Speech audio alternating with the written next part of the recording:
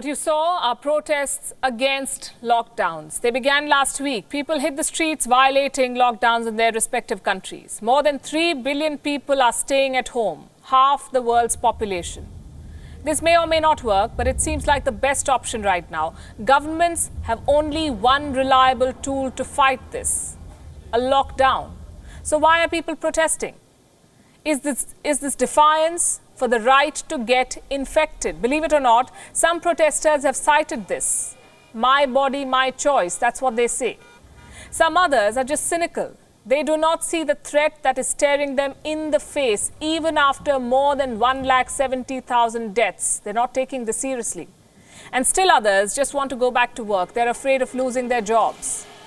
So they are willing to gamble with their lives. For them, the choice is between life and livelihood, and that isn't really a choice. They must have both to survive, and that can be said of a lot of people. And that's where leadership comes in. In India, for instance, the Prime Minister has made it very clear: put human lives above the economy. In some countries, that's not the case. America and Brazil, for instance. Here, presidents are driving the anti-lockdown protests. Donald Trump of America and Jair Bolsonaro of Brazil. Let's start with the US president. Trump believes that the lockdown measures are harsh. The stay-at-home measures are perhaps the only cure right now. But Donald Trump says the cure is, quote-unquote, worse than the problem. So he's supporting the protesters. Now, these are people expressing their views. I see where they are, and I see the way they're working. They seem to be very responsible people to me. But it's, they've been treated a little bit rough. After Trump's comments, more people hit the streets.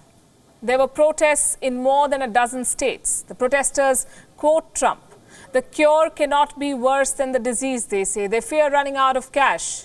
The pushback has forced some states to rethink their lockdown. These lockdowns have been imposed by different states in the US, and now the state governments might offer some concessions. In Brazil, the story is no different. It's become a choice between saving lives and saving the economy. And driving this divide is the Brazilian president himself, Jair Bolsonaro. He joined an anti-lockdown protest rally.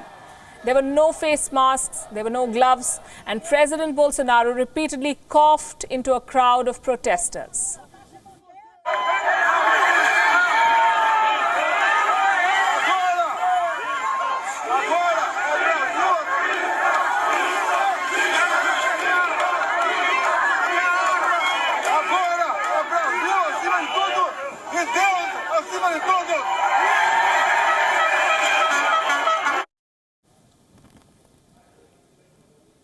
The Brazilian president is living in denial. In Brazil, more than 2,000 people have died.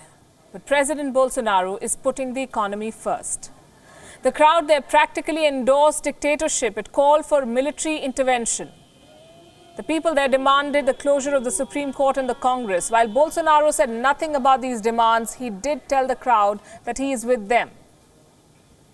Next, we have Russia. There was a big rally yesterday. Around 500 demonstrators gathered in a southern city. They were protesting against job losses and lack of information about the coronavirus outbreak. Thankfully, Russian lawmakers are not endorsing the protest yet. The local officials were seen asking the protesters to disperse. Yes, these are challenging times. The world is staring at a recession. Job losses are a reality. The economic impact of the coronavirus has been devastating. The choice right now is between saving lives and saving jobs. Leaders putting the economy first are putting lives at risk. Instead of reassuring people, they're stoking their fears. It's both unfortunate and unacceptable.